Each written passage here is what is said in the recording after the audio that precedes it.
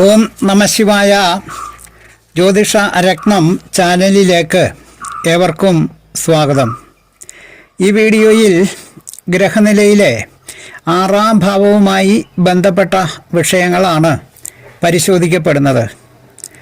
ജാതകൻ്റെ രോഗം, ശത്രുക്കൾ, കള്ളന്മാർ, കാര്യതടസ്സം, മരണത്തിൻ്റെ കാരണം, രണ്ടാനമ്മ, സംശയം, അമ്മാവൻ്റെ മരണം തുടങ്ങിയ കാര്യങ്ങളുടെ ശുഭാശുഭങ്ങൾ അറിയേണ്ടതായി വരുമ്പോൾ 6-ാം ഭാവത്തിൻ്റെ സ്ഥിതികളാണ് പരിശോധിക്കപ്പെടുന്നത്. ഭാവത്തിൽ പാപയോഗം, ശുഭയോഗം, പാപദൃഷ്ടി, ശുഭദൃഷ്ടി, ഭാവത്തിന് പാപമദ്യം, ശുഭമദ്യം തുടങ്ങിയ കാര്യങ്ങൾ പരിശോധിക്കപ്പെടുകയും അതിൻ്റെ അടിസ്ഥാനത്തിൽ ഫലനിർണയം നടത്തുകയും ചെയ്യുന്നു. ഭാവത്തിൽ ഏതൊക്കെ ഗ്രഹങ്ങൾ നിൽക്കുന്നു, ഭാവാധിപൻ എവിടെ നിൽക്കുന്നു എന്നതൊക്കെ ഈ വിഷയം ചിന്തിക്കുമ്പോൾ പ്രാധാന്യമേറിയതാണ്. ഈ വക കാര്യങ്ങൾ പങ്കുവയ്ക്കപ്പെടുന്ന പുതിയ ഒരു വീഡിയോയിലേക്ക് ജ്യോതിഷ വിഷയങ്ങളോട് താൽപ്പര്യവും വിശ്വാസവും ഉള്ള എല്ലാവരെയും ക്ഷണിക്കുന്നു, സ്വാഗതം ചെയ്യുന്നു. ആദ്യം സൂര്യൻ തുടങ്ങിയ ഗ്രഹങ്ങളുടെ സ്ഥിതി ഭാവത്തിൽ ഉണ്ടാകുമ്പോൾ ഉണ്ടാകുന്ന ഫലങ്ങൾ പറയാം. 1.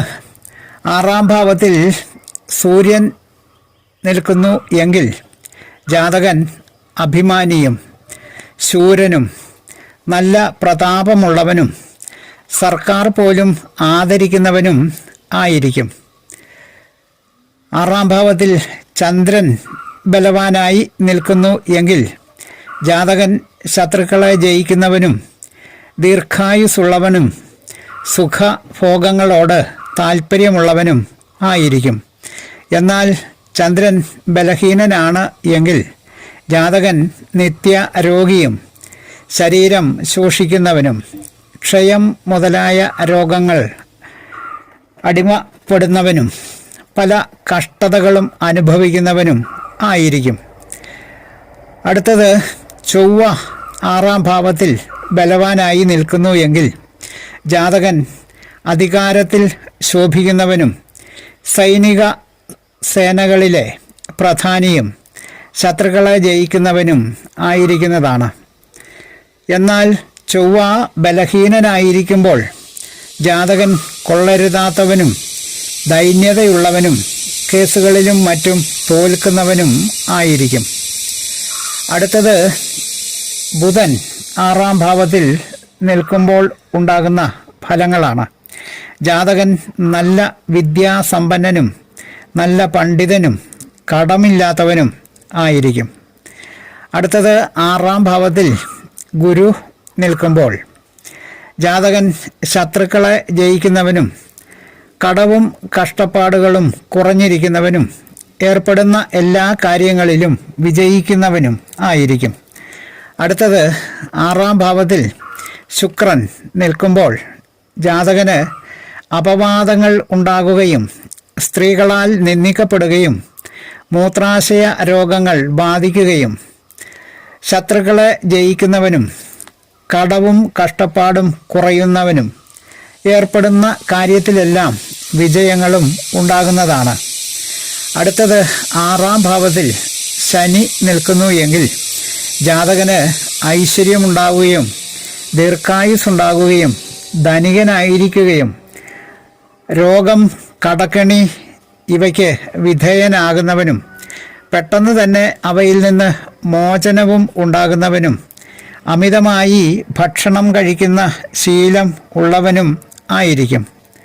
അടുത്തത് 6-ാം ഭാവത്തിൽ രാഹു നിൽക്കുന്ന ജാതകൻ കുലീനനും ജനനേതാവും ദീർഘായുസ്സുള്ളവനും ലോകതന്ത്രങ്ങളിൽ വിദഗ്ധനും അമ്മാവന് ദ്രോഹം ചെയ്യുന്നവനും അർശസ് രോഗം ബാധിക്കുന്നവനും ആയിരിക്കും.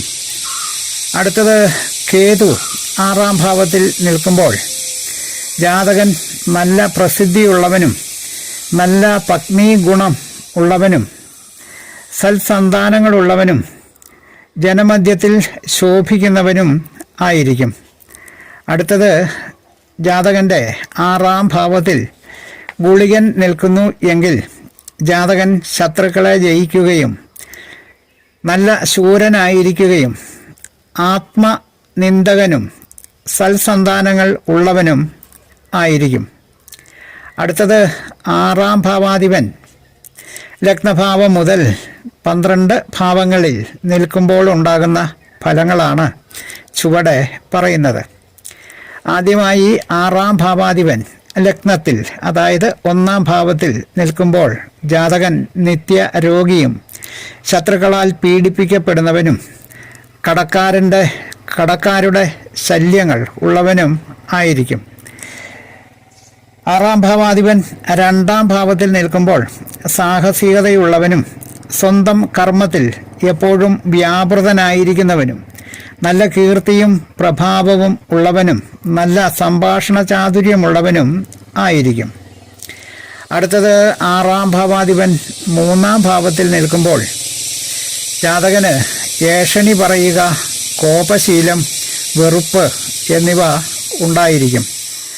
അടുത്തത് 6-ാം ഭാവാധിപൻ 4-ാം ഭാവത്തിൽ നിൽക്കുമ്പോൾ ചീത്ത ചാഞ്ചല്യവും സന്മനസ് ഉള്ളവനും എന്നാൽ ഏഷണി പറയുന്നവനും കോപശീലവും വെറുപ്പും വെച്ച് പുലർത്തുന്നവനും ആയിരിക്കും. അടുത്തത് 6-ാം ഭാവാധിപൻ 5-ാം ഭാവത്തിൽ നിൽക്കുമ്പോൾ ജാതകന് ബന്ധുക്കളും ധനവും സ്ഥിരമായിരിക്കുകയില്ല. ദയ, കാര്യപ്രാപ്തി, സൗമ്യശീലം, സുഖം എന്നിവകൾ ഉണ്ടായിരിക്കുന്നതുമാണ്. അടുത്തത് 6-ാം ഭാവാധിപൻ 6-ൽ തന്നെ നിൽക്കുമ്പോൾ ജാതകൻ സ്വജനങ്ങൾക്ക് ശത്രുവായിരിക്കുകയും അന്യജനങ്ങൾ മിത്രങ്ങളായിരിക്കുന്നവനും രോഗവും കടവും ഇല്ലാത്തവനും സഞ്ചാരത്തോട് തീരെ താല്പര്യമില്ലാത്തവനും ആയിരിക്കും. അടുത്തത് 6-ാം ഭാവാധിപൻ 7-ാം ഭാവത്തിൽ നിൽക്കുമ്പോൾ നല്ല ധനപുഷ്ടിയുണ്ടാകുന്നവനും ബഹുമാന്യതയുള്ളവനും നാനാവിധ ഗുണങ്ങളും പുത്രക്ലേശവും ഉള്ളവനും ആയിരിക്കും. അടുത്തത് 6-ാം ഭാവാധിപൻ അഷ്ടമത്തിൽ നിൽക്കുമ്പോൾ, അതായത് 8-ൽ നിൽക്കുമ്പോൾ ജാതകൻ നിത്യ രോഗിയും സജ്ജനങ്ങളുമായി ശത്രുതയും അന്യൻ്റെ ഭാര്യയോട് വല്ലാത്ത ആസക്തിയുള്ളവനും ക്രൂരതയുള്ളവനും ആയിരിക്കും.